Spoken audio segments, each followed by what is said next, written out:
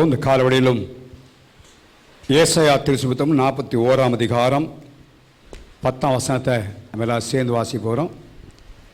ஏசாயா 41ஆம் அதிகாரம்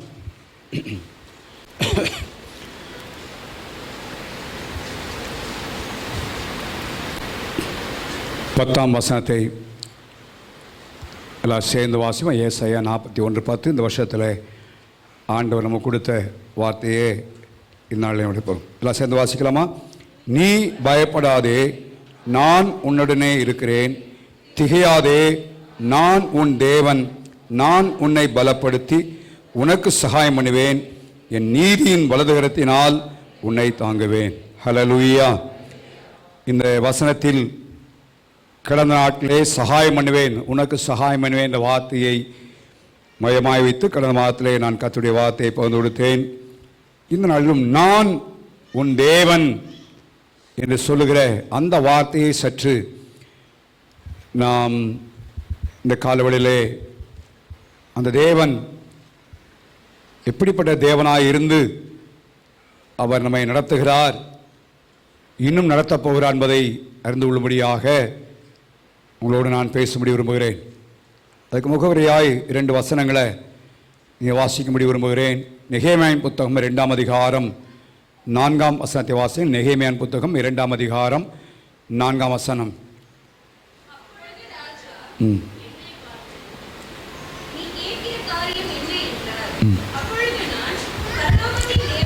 பரலோகத்தின் தேவன், இந்த நான் உன் தேவன் சொன்னாரே, இந்த தேவன் எப்படிப்பட்ட தேவன் எழுதப்படுகிறது? சத்தமோச்சம் பார்ப்போம். பரலோகத்தின் தேவன். ரொம்ப ஆச்சரியமான காரியம். வசனங்களை நம்முடைய தேவனை போல வேறொரு தேவன் இந்த உலகத்தில் இல்லை என்பதை நம்ம அறிந்து கொள்ள வேண்டும். அந்த தேவன் தான் நமக்கு சகாயம் பண்ணுவேன் என்று ஒரு வாக்கு பண்ணியிருக்கிறார். 86ஆம் சங்கீதம் 8ஆம் வசனத்தை வாசிங்க பார்ப்போம்.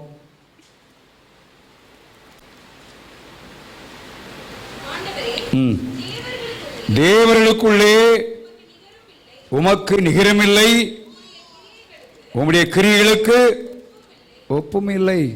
அவர் பரலோகத்தின் தேவன், அவருக்கு நிகராக ஒருவரும் இல்லை, அவருடைய கிரியைகளுக்கு ஒப்பாக ஒருவரும் இல்லை என்று தேவனுடைய வார்த்தை சொல்றதை பார்க்கிறோம். தேவதான் 113ஆம் சங்கீதம் 5ஆம் வசனத்தை வாசிங்க. உன்னதங்களில் வாசம் பண்ணுகிற நம்முடைய தேவனாய கர்த்தருக்கு சமமானவர் யார்? யோசிப்பார். இந்த தேவன் தான் நான் உன் தேவன் சொல்லி அவர் சொல்லியிருக்கிறார். அவர் நம்மை நடத்த போகிறார். அவர்தான் நமக்கு சகாயம் பண்ணுகிற தேவன். ஸோ அந்த காலவெளியிலே அந்த தேவன் எப்படிப்பட்ட தேவன் என்பதை குறித்து நாம் சற்று அறிந்து கொள்ள வேண்டும். பரலோகத்தின் தேவன் மாத்திரமல்ல, ரோமன் நிருபம் 9ஆம் அதிகாரம் 5ஆம் வசனத்தை வாசிங்க. ரோமன் நிருபம் 9ஆம் அதிகாரம் 5ஆம் வசனம்.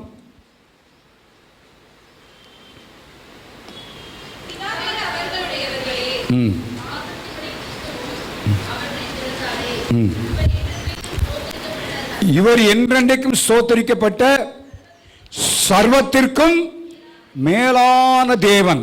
எல்லாருடைய ஆண்டவரை குறித்த ஒரு அறிந்து கொள்ளுதல். சர்வத்திற்கும் மேலான தேவன், பரலோகத்தின் தேவன். அது மாத்திரமல்ல, சர்வத்திற்கும் மேலான தேவன். இந்த தேவன் இன்றைக்கு சகாயமனேன்னு சொல்லியிருக்கிறாரே, அந்த தேவன் யார், எப்படிப்பட்டவர் என்பதை குறித்த ஒரு உணர்வு, ஒரு அறிந்து கொள்ளுதல் நம்முடைய வாழ்க்கை இருக்குமானால், கடந்த நாட்களில் பரிசுத்தவானுடைய வாழ்க்கையிலே அவரை குறித்த அப்படிப்பட்ட ஒரு அறிந்து கொள்ளுதல் இருந்ததினாலே அவள் யுத்தம் ஏற்பட்டது, போராட்டங்கள் வந்தது. எல்லாவற்றிலேயும் ஆண்டவருடைய சகாயத்தை அவள் பெற்றுக்கொண்டார்கள். ஹல்லேலூயா. ஆகவே நாமும் அந்த ஆண்டவரை குறித்த ஒரு அறிந்து கொள்ளுதல் நம்முடைய வாழ்க்கையிலே வர வேண்டியது அவசியம். நான் அடிக்கடி நினைப்போட்டுகிற காரியம் வாசிங்கள். யோசுவாவின் புத்தகம் 3ஆம் அதிகாரம் 10ஆம் வசனம். யோசுவாவின் புத்தகம் 3ஆம் அதிகாரம் 10ஆம் வசனம்.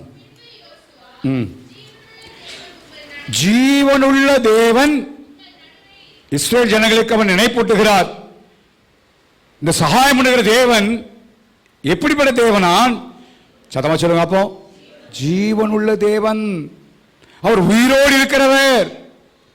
இன்னைக்கு நம்ம அதை நல்லா நம்முடைய ஆவியில ஏற்றுக்கொள்ள வேண்டும். நம்முடைய இருதயத்தின் ஆழத்தில் அதை பதித்து வைத்துக் கொள்ள வேண்டும்.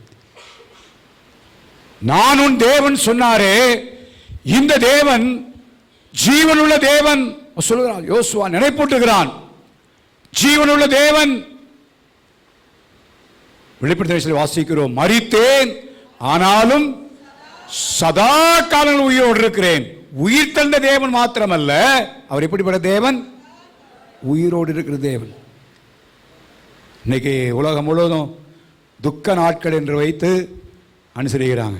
ஏசு செத்து போனது இல்லை, ஆண்டவர் இன்றைக்கு உயிரோடு இருக்கிறார். மரித்தது உண்மை, ஆனால் சதா காலங்களிலும் எப்படி இருக்கிறாரா? உயிரோடு இருக்கிறார். இன்றைக்கு உயிரோடு இருக்கிறார். அந்த தேவன் தான் நமக்கு சகாயம் பண்ணுகிற கர்த்தர். அதை அறிந்து கொள்ள வேண்டும். வசனத்தில் நான் உன்னை பலப்படுத்தி சகாயம் பண்ணு சொல்லியிருக்கிறாரே, அதில் சொல்ற நான் உன் தேவன். அவர் ஜீவுள்ள தேவனாக இருப்பதனாலே அவர் நமக்கு சகாயத்தை செய்வார். எசேக்கியாவின் வாழ்க்கையில் அசீர் ராஜாக்கள் யுத்தத்துக்கு வந்ததை பார்க்கிறோம். சனகரிப் வந்து விட்டான். மிக இக்கட்டான ஒரு சூழ்நிலை. அப்பொழுது அவன் செய்த ஒரு காரியத்தை வாசிங்கள். 2 ராஜாக்களின் புத்தகம் 19ஆம் அதிகாரம் 16ஆம் வசனத்தை வாசிங்க. கர்த்தாவே,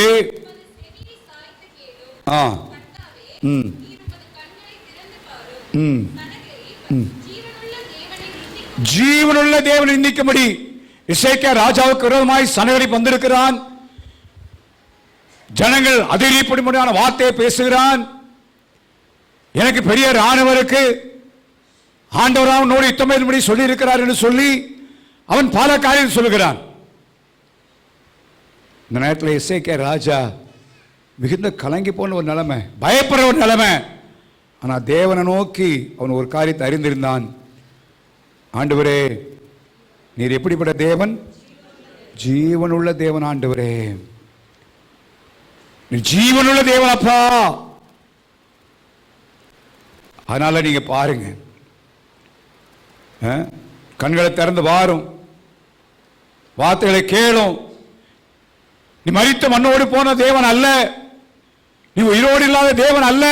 இன்றைக்கும் நீ உயிரோடு இருக்கிற தேவனால நீ கண்களை திறந்து செய்யும் பாருங்க, காதுல கேளும். ஆண்டவர் ஜீவனுள்ள தேவன் ஒரு பெரிய வெற்றியை கர்த்தர் கட்டளையிட்டதை நம்ம பார்க்கிறோம். ஹல்லேலூயா, ஹல்லேலூயா. சகாயம் பண்ணதை பார்க்கிறோம். தேவன் சகாயம் பண்ணினார். இந்த காலவெளியிலும் நம்முடைய இருதயத்தில் அந்த ஆழமான உணர்வு வேண்டும். போராட்டங்கள், நெருக்கங்கள், கஷ்டங்கள் வரும்பொழுது இந்த தேவன் ஜீவனுள்ள தேவன். ஆண்டவரே, நீங்க பாருங்க ஆண்டவரே, இந்த சூழ்நிலை நீங்க மேற்கொண்டு உள்ள ஆண்டவரே. சாதாரண கேஷுவலாக ஜெபிக்கிற பார்க்கிறோம். ஆண்டவர் தூதனை அனுப்பி சேனையை அழித்ததை நாம் பார்க்கிறோம். ஸோ நான் உன் தேவன் சகாயம் பண்ணுவேன்னு சொன்னாரே, அந்த ஆண்டவர் ஜீவனுள்ள தேவன். தாவீதுக்கு அதை செய்தை பார்க்கிறோம். முழு இஸ்ரவேலும் கோலியாத்துக்கு முன்பதாக, பெலிஸ்தருக்கு முன்பாக யுத்தத்துக்கு அணிவந்து நிற்கிறார்கள். அவன் சொல்கிறான், ஒருவனை அனுப்புங்கள், நான் யுத்தம் பண்ணுகிறோம். நான் தோற்றால் நாங்கள் எதிரி, நாங்கள் உங்களுக்கு அடிமை. உங்களிடம் தோற்றால் நீங்களே எனக்கு அடிமைன்னு சொல்லுகிறான். இஸ்ரவேலில் ராஜா இருக்கிறார், யுத்த தளவாடங்கள் இருக்கிறது, எல்லாமே இருக்கு. ஆனால் கோலியாத்தின் அறைவுளை சந்திப்பதற்கு ஒருவரும் இல்லை. அவங்களாம் தெரியும், யெகோவாகிய தேவனை வணங்கினவர்கள் தான், யெகோவாகிய தேவனை பின்பற்றினவர்கள். ஆனால் அவளுக்கு ஒரு காரியம் தெரியாது, தங்க ஆராதிக்கிற ஆண்டவர் ஜீவனுள்ள தேவன் என்பது தெரியல. ஆனால் தாவீது தெரியும், தாவீது ஆகாரத்தை கொடுக்கும்படியாக வருகிறான். நண்பர்களை தன்னுடைய சகோதரனை விசாரிக்கும்படி வருகிறான். நமக்கு அறிந்த சம்பவம் தான். கோலியாத்தின் அறிவுரை கேட்டான். அவன் சொன்ன 2 இடத்துல அவன் சொன்ன ஒரு வார்த்தை வாசிங்கன்னா வாசிங்க. 26ஆம் வசனம் 1 சாமுவேல் 17:26.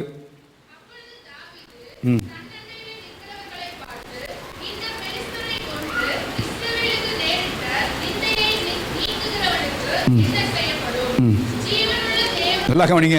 ஜீவனுள்ள தேவனுடைய சேனைகளை அவனுக்குள்ள, அதுதான் ஒரு பெரிய அழுத்தம். நான் ஆராதிக்கிற ஆண்டவர் ஜீவனுள்ள தேவன் அல்லவா?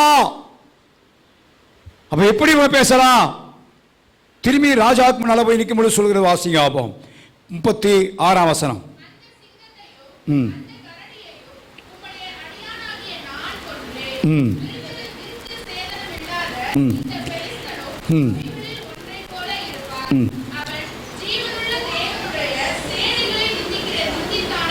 அவனுக்குள்ள இருக்கிற ஒரு அழுத்தமான வார்த்தை என்ன காரியம் என்னன்னா, என்னுடைய ஆண்டவர் ஜீவனுள்ள தேவன், ஜீவனுள்ள தேவன்.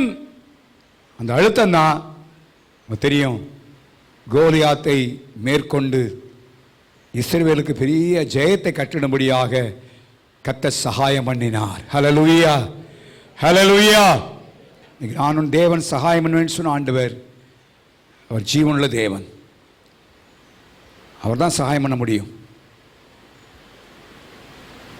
அது மாத்திரமல்ல, நான் அதிகமாய் சொல்ற ஒரு வார்த்தை 1 தீமோத்தேயு 6ஆம் அதிகாரம் 17ஆம் வசனத்தை, 2 தீமோத்தேயு 6ஆம் 17ஆம் வசனத்தை எப்பொழுதும் நான் பல ஜெபங்களிலேயும் பல நேரங்களிலேயும் சொல்லி நான் ஜெபிக்கிற ஒரு வார்த்தையாக நான் பார்க்க முடியும். 1 தீமோத்தேயு 6ஆம் அதிகாரம் 17ஆம் வசனம்.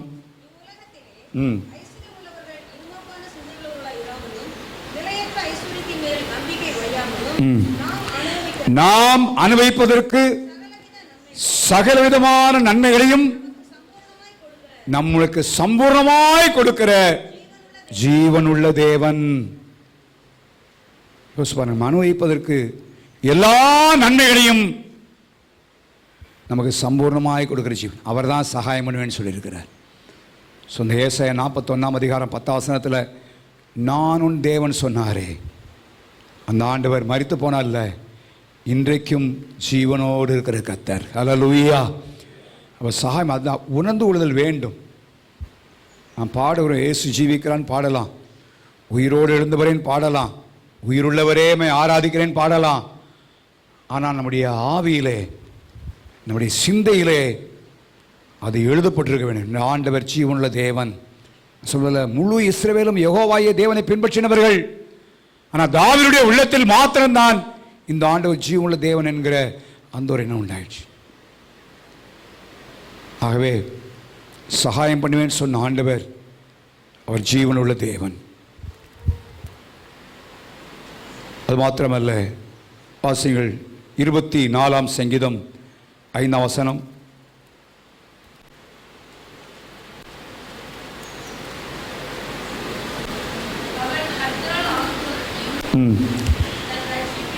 ரட்சிப்பின் தேவன், நான் உனக்கு சகாயம் பண்ணுவேன் சொன்ன ஆண்டவர் ரட்சிப்பின் தேவனாக அவர் இருக்கிறார் என்பதை மறந்து கொள்ள வேண்டும்.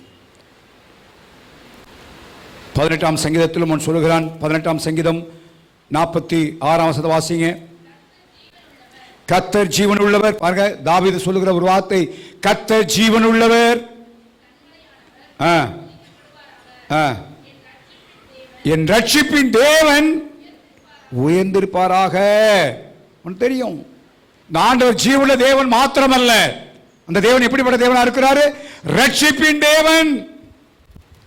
ரட்சிப்பு வானத்தின் கீழே பூமியின் மேலே நாம் ரட்சிக்கப்படும்படிக்கு அவருடைய நாமே அல்லாமல் வேறு நாமம் கட்டளப்படவில்லை என்று எழுதப்படுகிறது. ரட்சிப்பின் தேவன். ரட்சிப்பு என்ற வார்த்தை பல காரியங்களிலே பல பகுதிகளிலே பயன்படுத்தப்படுகிறதை பார்க்க முடியும்.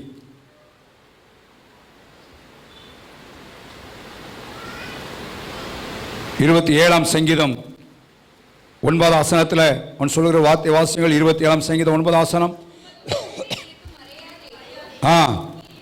நீர் கோபத்துடன் அடியேனை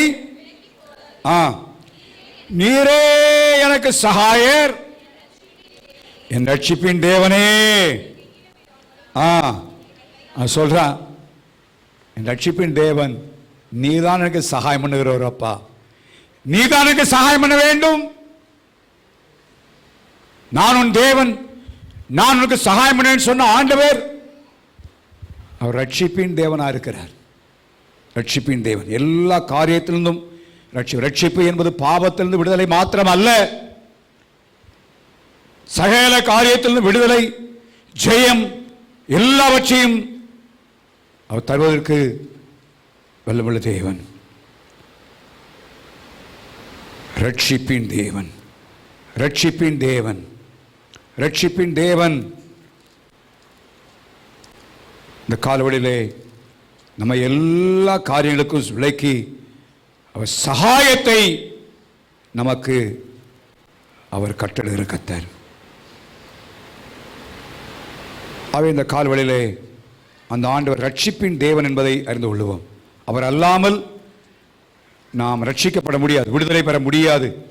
அவர் அல்லாம நாம் எந்த காரியத்திலும் நாம் ஒரு பெரிய ஜெயத்தை பெற்றுக்கொள்ள முடியாது. அதான் சொல்றான் 85ஆம் சங்கீதம் 4ஆம் வசனத்தை வாசிங்க. எங்கள் ரட்சிப்பின் தேவனே, நீர் என்ன செய்யும்? திருப்பி கொண்டு வாருமாப்பா, நீர் என்னை திருப்பி கொண்டு வாரும், எங்களுக்கு சகாயம் பண்ணும். ஆகவே இந்த கால்வெளியிலே நம்முடைய தேவனை குறித்து ஒரு அறிந்து கொள்ளட்டும். அவர் ஜீவனுள்ள தேவன் மாத்திரமல்ல, இன்றைக்கும் ரட்சிக்கிற தேவனா இருக்கிறார். ஹல்லேலூயா! ரட்சிப்பின் தேவன். எல்லா பாவங்கள் மாத்திரமல்ல, சாபங்கள், வியாதிகள், நமக்கு வருகிற போராட்டங்கள், நமக்கு வருகிற எல்லா காரியத்திலிருந்தும் அவனை பாதுகாத்து விடுதலையாக்கி நடத்துகிற தேவன். அவர் தான் சொல்றாரு, உனக்கு நான் என்ன செய்வேன்? சகாயம் பண்ணுவேன். 1 சாமுவேல் புத்தகம் 2ஆம் அதிகாரம் 3ஆம் வசனத்தை வாசிங்க.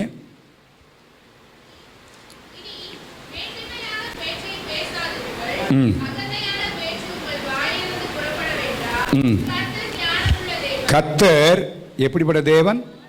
சத்தமா சொல்லுங்க அப்போ. முதல்ல ஜீவனுள்ள தேவன் பார்த்தோம், ரட்சிப்பின் தேவன் என்று பார்க்கிறோம். இங்க எப்படிப்பட்ட தேவனா? ஞானமுள்ள தேவன். என்ன பாருங்க, என்ன ஒரு அவருடைய ஞானம். பைபிள் வாசனம், அவரே ஞானம்,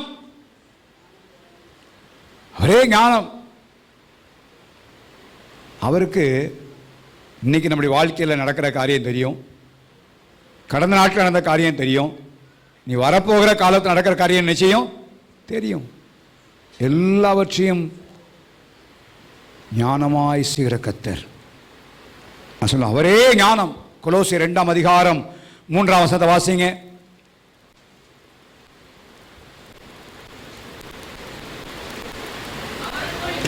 அவருக்குள் ஞானம்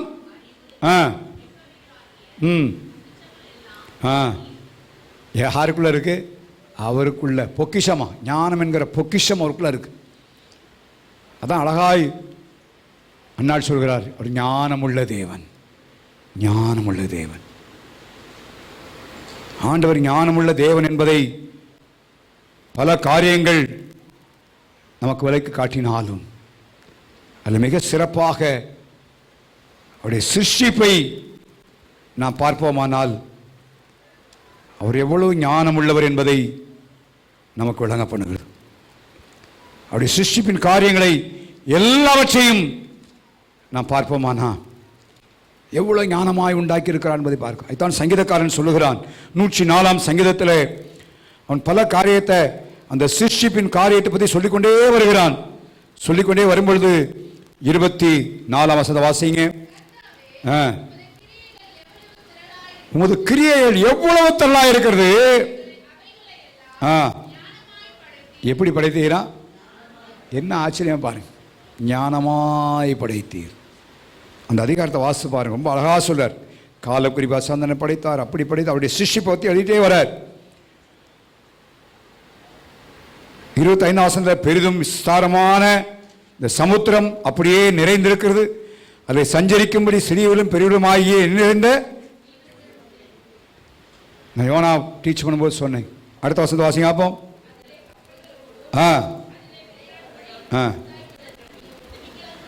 அதில் ஆண்டவர் விளையாடும்படி என்ன உண்டாக்குனாரா? யோசிச்சு பாருங்க, என்ன ஆச்சரியமாக தனிச்சுக்கிறார்.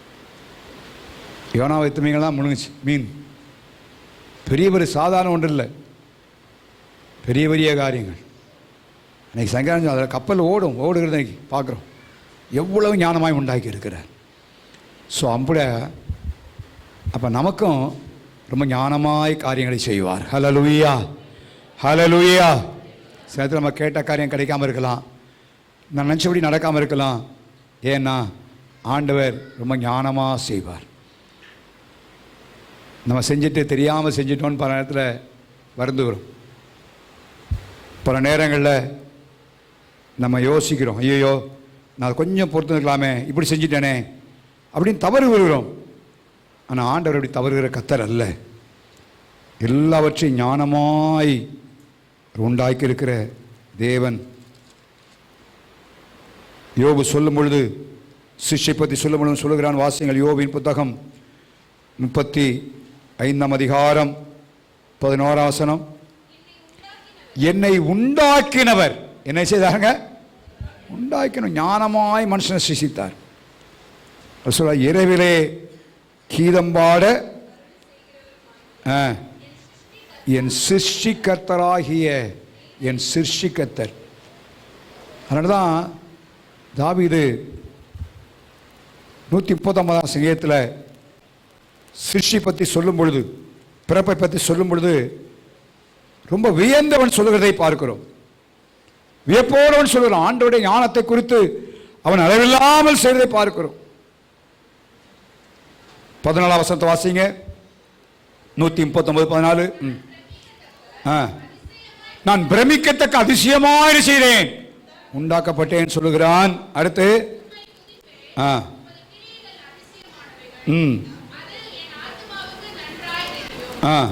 நான் ஒளிப்பிடத்திலே உண்டாக்கப்பட்டு விசித்திர வினோதமாக என்ன செய்யப்பட்டேன். பாருங்க ஆண்டவருடைய சிஷ்யை பாருங்க, ஒவ்வொரு குழந்தையும் பாருங்க. ஆண்டவர் எவ்வளவு ஞானமாய் கர்த்தர் ஏற்படுத்தி இருக்கிறார். இன்றைக்கு கடவுள் இல்லைன்னு சொல்லி கொண்டு தெரிகிறார்கள் மனிதர்கள். இந்த ஞானமுள்ள தேவன் எல்லாத்தையும் ஞானமாக செய்கிறவர். அவர் சொல்றாரு, நான் தான் உன் தேவன், உனக்கு நான் சகாயம் பண்ணுவேன். ஹல்லேலூயா. நமக்கு ஒருவேளை காரியங்கள் நினச்ச நடக்காமல் இருக்கலாம். ஆனால் ஆண்டவர் ஞானமுள்ள தெரியும், சர்வ ஞானி, ஆம்னிஷியன், சர்வ ஞானி. வரப்போகிற காலங்களை குறித்து தெரியும், எப்படி செஞ்சால் எப்படி நடக்கணும் அவருக்கு தெரியும். ஆகவே அதற்கேற்றபடி நம்ம நடத்தி கொண்டு போகிறார். ஆனால் அவர் சொல்லாரு, நான் ஞானமுள்ள தேவன், நான் உனக்கு என்ன செய்வேன்? சகாயம் பண்ணுவேன். அவர் சகாயம் பண்ணுவார். அவே நம்முடைய ஞானம் அல்ல, நம்முடைய ஞானத்துக்கெல்லாம் மேலான ஞானம். அது மாத்திரமல்ல, ரோமன் நிருபம் 15 அதிகாரம் 13 வசனத்தை வாசிங்க. ரோமர் 13:15.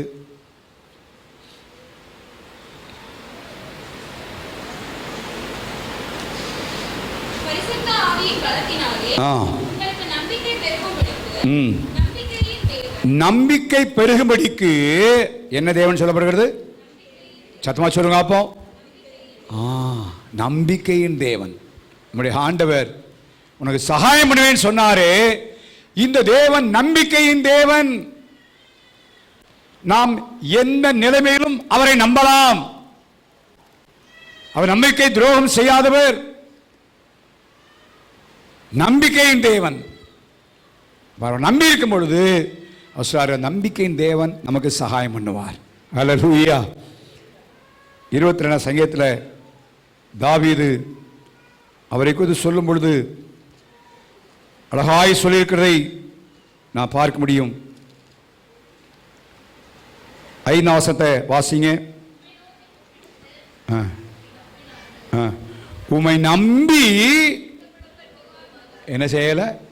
இந்த வார்த்தை ரொம்ப அழகா எழுதுங்க. உம்மை நம்பி வெட்கப்பட்டு போற ஆண்டவரே அப்படின்னா நினைத்தோம், உங்களுக்கு நீ சகாயம் பண்ணினீர், எப்ப தேவையோ தேவையை சந்தித்தீர். உம்மை நம்பி வெட்கப்பட்டு போகல. அதுக்கு முந்தின வசனம், எங்கள் பிதாக்கள் உம்மிடத்தில் நம்பிக்கை வைத்தார்கள். நம்பின அவர்களை என்ன செய்தீர்? விடுவித்தீர். இந்த காலவெளியிலே நமக்கு சகாயம் பண்ணுகிற தேவன் நம்பிக்கையின் தேவனாயிருக்கிறார். ஹல்லேலூயா. சத்தமா ஹல்லேலூயா. நம்பிக்கையின் தேவன். நீ மனுஷன் நம்பி ஏமாந்து போகலாம், சூழ்நிலை நம்பி ஏமாந்து போகலாம், பல கால் நம்பி ஏமாந்து போகலாம். தேசங்களை பார்க்கிறோம், அவங்களுக்கு இந்த பாதுகாப்பு எல்லாத்தையும் நம்பியிருந்தாங்க, எந்த விதத்திலும் யாரையும் ஒன்றும் செய்ய முடியாது. ஆனால் நம்பிக்கை கைவிட்டு விட்டதை பார்க்கும். ஆனால் ஆண்டவர் அப்படி இல்லை. ஆண்டவரை நம்பின ஜனங்களை ஒரு நாள் அவர் கைவிட்டதில்லை. உம்மை நம்பி எங்கள் பிதாக்களிடத்தில் நம்பிக்கை வைத்தார்கள். அதுதான் தாவீது சங்கீதத்தில் நீங்கள் பார்த்தீங்கன்னா, ஆண்டவரே நான் உண்மையே நம்பியிருக்கிறேன், ஆண்டவரே உண்மையே நம்பியிருக்கிறேன்ப்பா, உமக்கையே நம்பியிருக்கிறேன். கடைசி நீரே என் நம்பிக்கை ஆண்டவரே. ஏன்னா அவருக்கு தெரியும் அவரிடத்துல தான் ஒத்தாசை வரணும், அவர் தான் சகாயம் பண்ணணும், அவர் தான் சகாயம் செய்கிற தேவன். அவரை நம்பி இருந்தான். ஆண்டவர் உங்களுக்கு சகாயத்தை கொடுத்தார், வெட்கப்பட்டு போக விடலை. யோசிச்சு பாருங்க, சவுலினால் ஏற்பட்ட எத்தனை பிரச்சனைகள், சொந்த குமாரனாய் அப்சலோமானால் ஏற்பட்ட காரியங்கள் என்ன.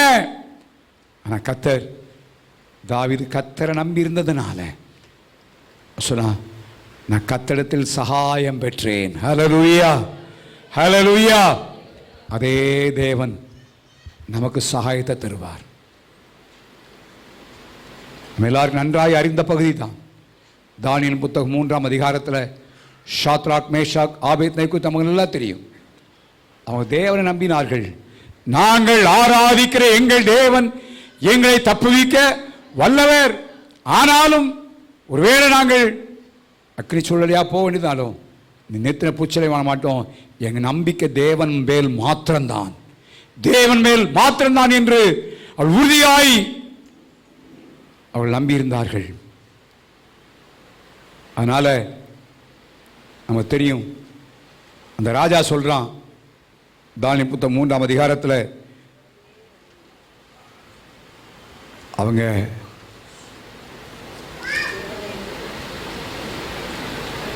அப்பொழுது நேபுகாத்நேச்சார் வசனித்து, ஷாத்ராக், மேஷாக், ஆபேத்நேகோவுடைய தேவனுக்கு ஸ்தோத்திரம், அவர்கள் தங்களுடைய தேவனை தவிர வேறொரு தேவனையும் சேவித்து பணியாமல் அவரை நம்பில்ல. எப்படி? அவரே முன்னால தேவன் சகாயத்தை கட்டளையிட்டார். தூதரை அனுப்பி தம்முடைய தாசரை செய்தாருங்க, விடுவித்தார், சகாயம் செய்தார். ஆண்டவர் சகாயம் பண்ணினார். ஆவே என கண்பான கர்த்தருடைய பிள்ளைகளே, நம்முடைய வாழ்க்கையிலே எவ்வளோ இக்கட்டு வந்தாலும் எவ்வளவோ கஷ்டம் வந்தாலும் இந்த நம்பிக்கையின் தேவனை நம்பி இருப்போம், நமக்கு அவர் சகாயம் பண்ணுவார். ஹல்லேலூயா, ஹல்லேலூயா. ஆனால் ஏசாயா 26ஆம் அதிகாரம் 4ஆம் வசனத்தில் தேவனுடைய வார்த்தை சொல்லு, வாசிங்க. ஏசாயா 26:4, கர்த்தரை என்றென்றைக்கும் என்ன செய்யுங்க? நம்புங்கள். எப்போ நம்பணும்னு சொல்லப்படுகிறது? எல்லா நாள் நம்புங்க, என்றென்றைக்கு நம்புங்கள் என்று எழுதப்படுகிறது, வாசிக்கிறோம். ஆகவே தாண்ட சகாயம் பண்ணுகிற கர்த்தர் நம்பிக்கையின் தேவன். இன்னொரு 2 வார்த்தை சொல்லி முடிக்க விரும்புகிறேன். வாசிங்க. பிலிப்பியர் நிருபம் 4ஆம் அதிகாரம் 9ஆம் வசனம்.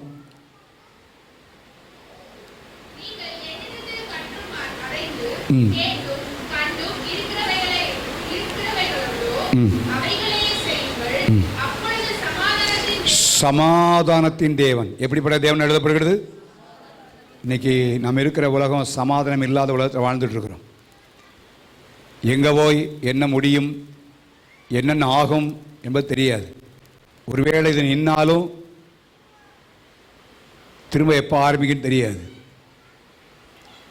சில சூழலால் 3ஆம் உலக போருக்கு இது வித்துட்டு இருக்கிறது, அஸ்திவாரம் போட்டுருக்குன்னு சொல்கிறாங்க. என்னமோ தெரியாது. ஆனால் ஒன்று தெரியும், இனி உலகத்தில் சமாதானம் கிடையாது என்பது தெரியும். சமாதான பேச்சுவார்த்தை தான் சமாதானம் என்று சொல்லுகிறார்கள். ஆனால் எவ்வளவு ஆயுதங்களை சேர்த்து வைத்திருக்க என்பதை நமக்கு இப்போ பார்க்குறோம். எத்தனை அழிவுகள் என்பதை பார்க்கிறோம். சமாதானம் இல்லாத தேசங்கள், அந்த குடியிருக்கிற ஜனங்களுக்கு எல்லாம் சமாதானம், உலக தேசத்திலே சமாதானம் இல்லை.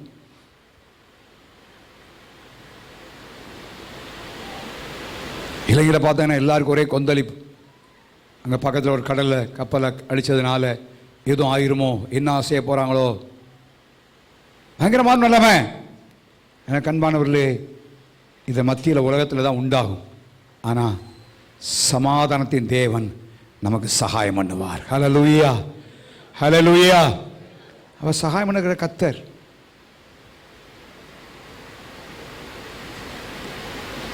அவர் சமாதான காரணர். அவரே சமாதானத்துக்கு பிரபு. 46ஆம் சங்கீதத்தில் எழுதப்படுகிறது, பூமி நிலை மாறினாலும் உண்டாகும். நிலை மாறலாம்,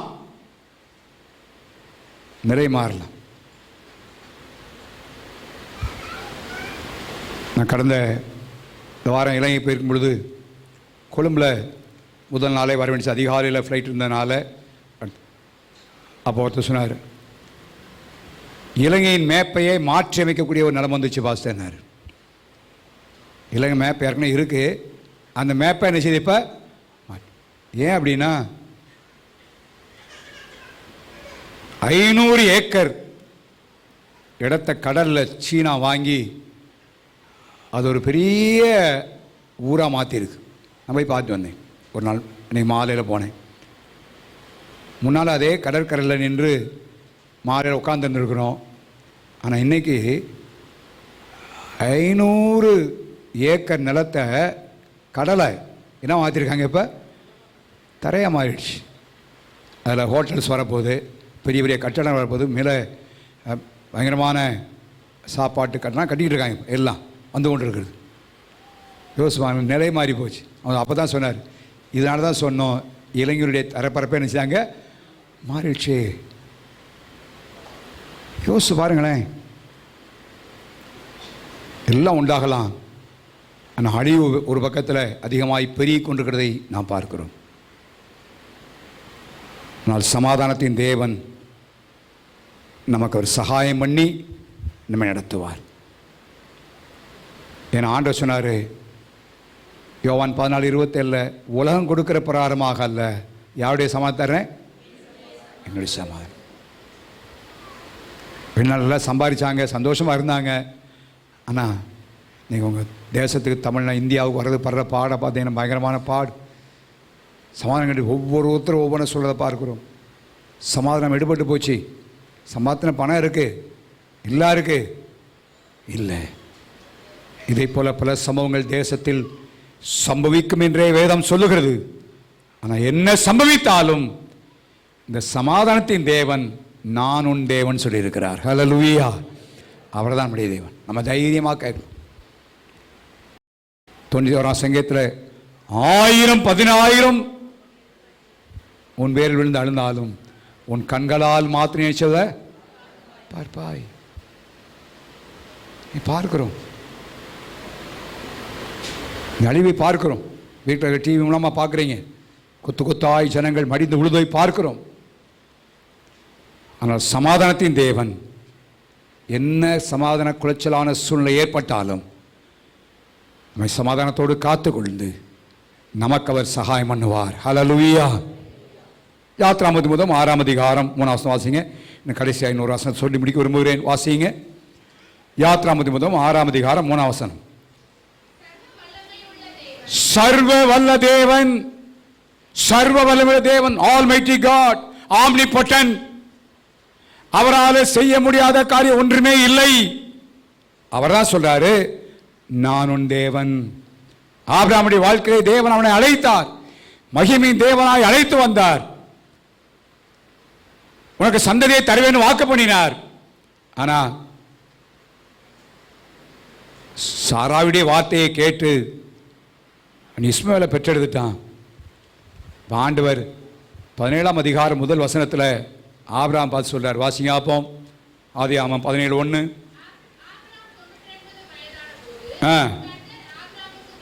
கர்த்தர் தரிசனமாகி, நான் ஆபிரகாமே, நான் எல் ஷடாய், நான் சர்வவல்ல தேவன், நீ வார்த்தை கீழ்ப்படியாம போயிட்டாப்பா, நான் உன் தேவை சந்திப்பேனே, உனக்கு தேவையெல்லாம் சப்ளை பண்ணுவானே, உன்னை தாயை போன்று பராமரிப்பேனே, நான் சர்வவல்லமை தேவன் சொல்கிறார். ஆதி ஆமத்தில் திரும்ப திரும்ப யாக்கோபுடைய வாழ்க்கையில் திரும்ப திரும்ப திரும்ப ஆண்டு சொல்லும்போது சர்வவல்லமை தேவன், சர்வவல்லமை தேவன் என்று பல வசனம் சொல்லுகிறார். அந்த வசனம் எல்லாம் வாசிக்க விரும்பலை. திரும்ப திரும்ப சொல்லுகிறார் சர்வவல்லமை தேவன், சர்வவல்லமை தேவன், சர்வவல்லமை தேவன் சொல்லி அவர்தான் நான் உன் தேவன் சொல்கிறார். அப்போ அவரால் முடியாத காரியம் ஒன்றுமில்லை. எல்லாவற்றையும் அவரால் செய்ய முடியும். அவர் எல்லாவற்றையும் நமக்காய் செய்வார்.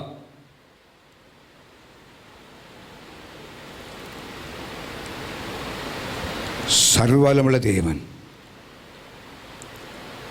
உபாகமம் 7ஆம் அதிகாரம் 21 வசனத்திலே தம்முடைய ஜனங்களுக்கு சொல்லும் பொழுது சத்துருக்கள் மற்ற எல்லாம் இருக்கிற காரியங்களை பார்க்கிறோம். ஆண்டவர் சொல்லுகிறாரு, வாசிங்க. நீ அவனை பார்த்து பயப்பட வேண்டாம், உங்கள் தேவனாகிய கர்த்தர். அவர் எப்படிப்பட்ட தேவனா?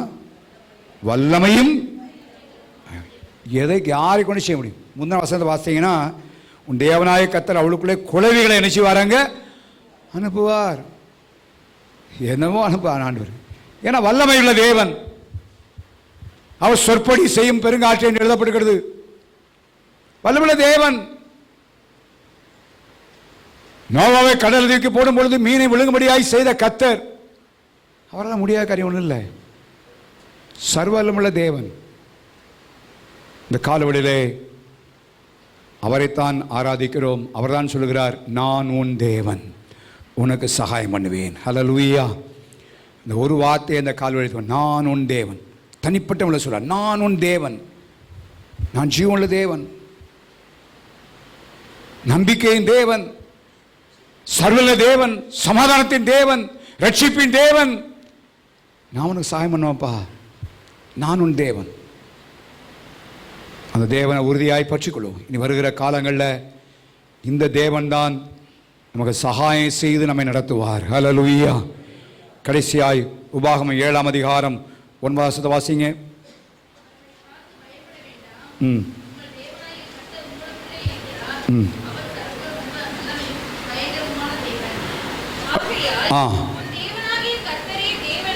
உன் தேவனாகிய கர்த்தரே தேவன் என்றும் தம்மில் அன்பு கூர்ந்து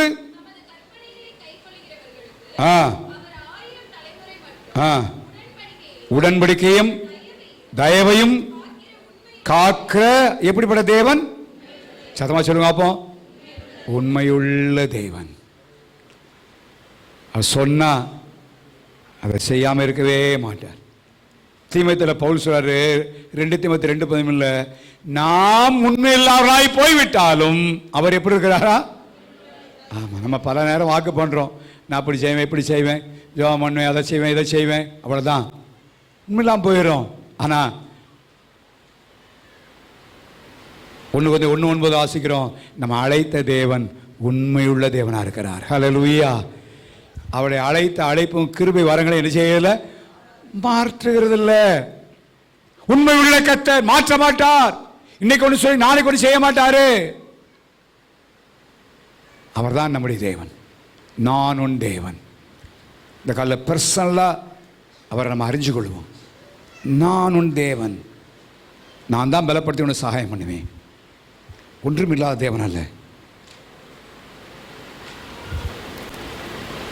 2 தெசலோனிக்கேயர் 3ஆம் அதிகாரத்தில் வசனத்தை நினைப்படுத்த விரும்புகிறேன். இந்த பயங்கரமான தீமை நிறைந்த நாட்களில் வாழ்ந்து கொண்டிருக்கிறோம். தேவாவியானவர் அங்கே இதில் இருக்கிற வார்த்தைகள் நம்ம நாட்களை பற்றி கொண்டு நம்மை அதை பிடித்துக் கொள்ள வேண்டும். 3ஆம் அதிகாரம் 3ஆம் வசனம், கர்த்தரோ உண்மை உள்ளவர், தீமை நின்று விலைக்கு அனுப்பிச்சு வராங்க, காத்துக்கொள்வார். இந்த உன் தேவன், நான் உன் தேவன் சொன்னாரு. எல்லா தீமையிலிருந்தும் நம்ம என்ன செய்ய வராங்க, இதை காத்தோம். பல காரியத்தை சொல்லலாம். வாக்குத்தத்தமான தேவன் உண்மை உள்ளவர், நீ அழைத்தவர் உண்மை உள்ளவர். நான் பாவங்களை அறிக்கை செய்யும் பொழுது மன்னிப்பதுக்கு உண்மையாக இருக்கிறாரு. நான் அதை பற்றி விரிவாக பேச விரும்பலை. ஒரே ஒரு வார்த்தை, நான் உன் தேவன் சொன்ன ஆண்டவர் உண்மை உள்ள தேவனாக இருக்கிறார். ஹல்லேலூயா. மனுஷன் நம்பி ஏமாந்து போகலாம். இந்த காலையில் இந்த ஆண்டவரை குறித்த ஒரு வெளிப்பாடு நமக்குள்ளே உண்டாகட்டும். சகாயம் பண்ணுவேன், நான் உன் தேவன் என்று சொன்னாரே, தேவன் உண்மை உள்ள தேவன், சர்வ வல்லமையுள்ள தேவன், சமாதானத்தின் தேவன், நம்பிக்கையின் தேவன், ரட்சிப்பின் தேவன், எல்லாத்துக்கும் மேல ஞானமுள்ள தேவன், அது மாத்திரம் ஜீவன் உள்ள இன்றைக்கு உயிரோடு இருக்கிற தேவன். இதெல்லாம் செய்யணும்னா இன்னைக்கு அவர் உயிரோடு இருக்கிறார். ஹல்லேலூயா. இந்த உலகத்தில் உள்ள அவர் பரலோகத்தின் தேவன். அதனால தான் சங்கீதக்காரன் சொல்லு, கர்த்தரை தெய்வமாய் கொண்ட ஜனம் எப்படிப்பட்டது? எவ்வளோ பாக்கியம் யோசிச்சு பாருங்க. இந்த உலகத்தில் ஒன்றும் இல்லைனாலும் நானும் தேவன் என்று இந்த தேவனை சொந்தமாக கொண்டோமானா இதை காட்டிலும் பெரிய பாக்கியம் ஒன்று இல்லை. அவை இந்த கால்வழியிலே வரப்போகிற காலங்கள் எப்படிப்பட்ட காலங்களாக இருந்தாலும் நான் பயப்பட வேண்டிய அவசியம் இல்லை. ஆண்டவரே எனக்கு சகாயம் பண்ணுவேன்னு சொல்லியிருக்கிறீங்க. அது மாத்திர நான் உன் தேவன் என்று சொல்லியிருக்கிறேன். ஆண்டவரே நீ உண்மை உள்ள தேவனாய், ரட்சிப்பின் தேவனாய், சர்வவல்ல தேவனாய், ஆண்டவரே நீ நம்பிக்கையின் தேவனாக, ஞானமுள்ள தேவனாக இருக்கிறீர். ஆண்டவரே என் வாழ்க்கையில் தான் செய்ய நீங்கள் ஜீவனுள்ள தேவனாக இருக்கிறீங்க ஆண்டவரேன்னு சொல்லி சனகரி ஏற்று வந்த பொழுது எசேக்கியா ஜெபித்தது போல சொல்லுவோமாண்ணா.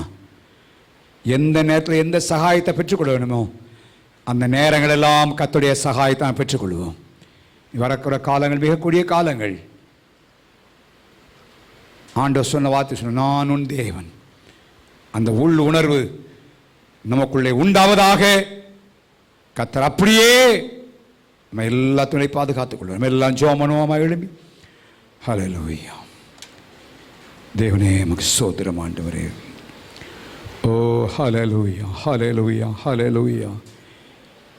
நீ பயப்படாதே, நான் உன்னோடு கூட இருக்கிறேன். நான் உன் தேவன், நான் உன் தேவன். இந்த தேவன் எப்படிப்பட்ட தேவன் என்பதெல்லாம் என்ன செய்ய போறான் பார்த்தோம். இந்த காலவெளியிலே பல துச்செய்திகளை கேள்விப்படுகிற நாம், பல ஆபத்துக்களை பார்க்கிற நாம், பல சூழ்நிலைகளை சந்திக்கிற நம்முடைய வாழ்க்கையிலே இந்த ஆண்டவர் எப்படிப்பட்ட ஆண்டவர்களா என்பதை உள்ளானயத்தில் உணர்ந்து கொள்ளுவோம். அவர் ஞானமுள்ள தேவனாயிருந்து நம்மை நடத்துகிறார். சமாதானமற்ற முறையிலே அவருடைய சமாதானத்தை தந்தவர் நடத்துவார். நம்ம நம்பி இருக்கிற காரியங்களில் நம்ம வெட்கப்பட தவண மாட்டார். அதான் யோபு சொன்னா, என்னை கொண்டு போட்டால் அவர் மேல் நம்பிக்கை ஆரம்பியா. என்ன ஒரு நம்பிக்கை யோசிச்சு பாருங்க. என்னன்றைக்கு நம்பிங்க.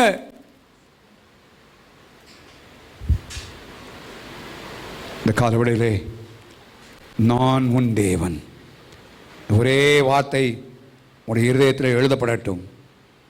நான் உன் தேவன். அந்த நான் என்கிற ஆண்டவரை குறித்து ஜனவரி 1ஆம் தேதி காலையில் உங்களோடு நான் பேசினேன்.